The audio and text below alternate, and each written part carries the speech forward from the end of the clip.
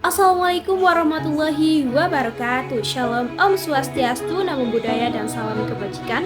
Saya Ika Rizky Nurasari dengan NIM 2025101101110238. Saya dari Prodi Hukum kelas F Universitas Muhammadiyah Malang. Di video kali ini saya akan membahas tentang sistem pemerintahan. Untuk itu, simak videonya sampai akhir ya. Apa yang dimaksud dengan sistem pemerintahan? Sistem pemerintahan adalah cara suatu negara dalam mengatur dan menjalankan kekuasaannya untuk mencapai tujuan bersama rakyat. Setiap negara memiliki sistem pemerintahan yang berbeda, tergantung pada sejarah, budaya, dan konstitusi yang berlaku.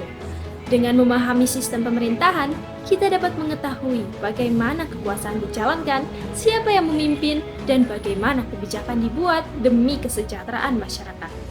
Sistem ini mengatur hubungan antara lembaga-lembaga negara serta pembagian kekuasaan antara eksekutif, yudikatif, dan legislatif.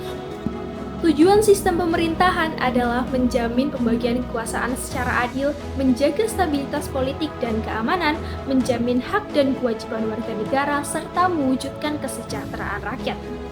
Adapun jenis-jenis sistem pemerintahan itu terbagi menjadi 3. Pertama adalah sistem pemerintahan presidensial, kedua sistem pemerintahan parlementer, dan ketiga adalah sistem pemerintahan campuran. Untuk itu, marilah kita bahas satu persatu. Pertama adalah sistem pemerintahan presidensial, di mana presiden bertugas sebagai kepala negara sekaligus kepala pemerintahan. Presiden tidak bertanggung jawab kepada parlemen. Menteri diangkat dan diberhentikan oleh presiden. Adapun negara yang menganut sistem presidensial adalah Indonesia, Amerika Serikat, Brazil, dan negara lainnya. Kelebihan dari sistem presidensial adalah pemerintahan stabil karena tidak tergantung pada parlemen, juga masa jabatan presiden tetap. Adapun kekurangannya adalah koordinasi bisa lambat jika terjadi perbedaan pandangan antara presiden dan juga DPR. Kedua adalah sistem pemerintahan parlementer, di mana kepala negara dipimpin oleh seorang raja atau presiden, sedangkan kepala pemerintahan dipimpin oleh Perdana Menteri. Menteri berasal dari partai politik mayoritas di parlemen tersebut. Contoh negara yang menganut sistem ini adalah Inggris, Jepang, Malaysia, dan negara lainnya. Kelebihan dari sistem ini adalah pemerintah lebih mudah dikontrol oleh parlemen. Kebijakan cepat berubah sesuai kebutuhan rakyat. Adapun kekurangannya adalah pemerintahan kurang stabil jika sering terjadi pergantian kabinet. Sistem pemerintahan ketiga adalah sistem pemerintahan campuran, di mana ini merupakan gabungan antara sistem presidensial dan sistem parlementer. Ada presiden sebagai kepala negara dan ada perdana menteri sebagai kepala pemerintahan. Contoh negara yang menganut sistem campuran adalah Perancis. Pembagian kekuasaan atau yang kita sebut dengan trias politika terbagi menjadi 3. Pertama, lembaga eksekutif yang memiliki wewenang untuk melaksanakan undang-undang seperti presiden, wakil presiden, dan jajaran para menteri.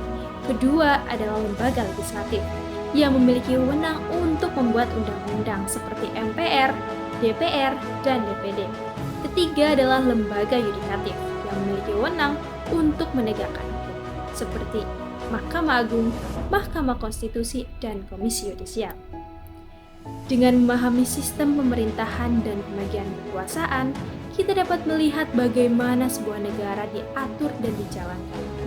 Sistem yang baik akan menciptakan pemerintahan yang adil, transparan, dan berpihak kepada rakyat. Sebagai warga negara, kita juga harus berperan aktif untuk menjaga agar sistem pemerintahan berjalan sesuai dengan nilai-nilai demokrasi dan konstitusi. Sekian yang dapat saya sampaikan, semoga bermanfaat. Terima kasih. Wassalamualaikum warahmatullahi wabarakatuh.